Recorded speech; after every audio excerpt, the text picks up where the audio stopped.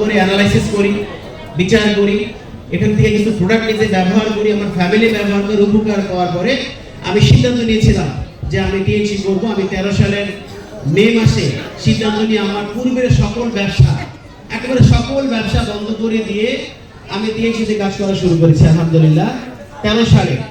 এবং আমাদের ড্রিম ছিল, স্বপ্ন ছিল, তাই একটু আপনাদের সাথে আমি শেয়ার করব। আলহামদুলিল্লাহ পানি ফ্যাক্টরি থাকার বদলতে মান্থলি ভালো ইনকাম হচ্ছিল। আপনারা জানেন একটা ইন্ডাস্ট্রি থাকলে কেমন ইনকাম হয়, সেরকম ইনকাম হচ্ছিল।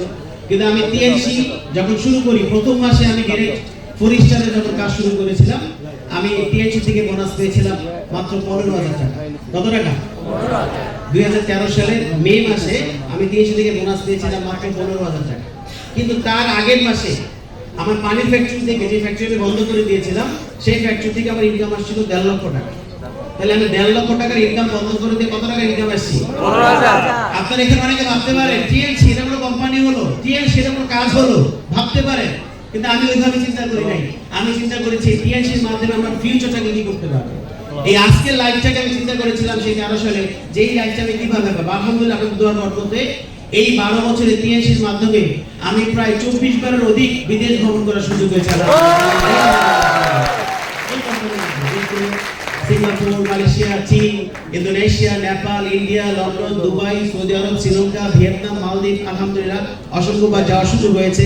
জাপান যে আসছি আমরা গত বছর, এবং আমাদের আগামী মাসে আবার উমরা প্যাকেজ, আপনারা জানেন উমরা ট্যুর হবে, সেখানেও ইনশাআল্লাহ আমরা উপস্থিত হব। আজকে আপনাদের এখানে যারা আছেন, আমি বলবো এভারেজ কথা বলছি না, যার ভিতরে স্বপ্ন আছে, যার ভিতরে স্বপ্ন আছে, খুব সহজে নেন ব্যাপারটাকে। আপনাকে মনের মধ্যে স্বপ্নকে সেট করেন আর সেটাকে ডিসিপ্লিনের সাথে মেইনটেইন করেন, দ্যাটস এনাফ। আমরা অনেক কাছে স্বপ্ন দেখি, যথেষ্ট উৎসাহিত হই, যথেষ্ট মোটিভেটেড হই, কিন্তু আমরা স্কিলকে ডেভেলপ করি না। আমরা এখানকার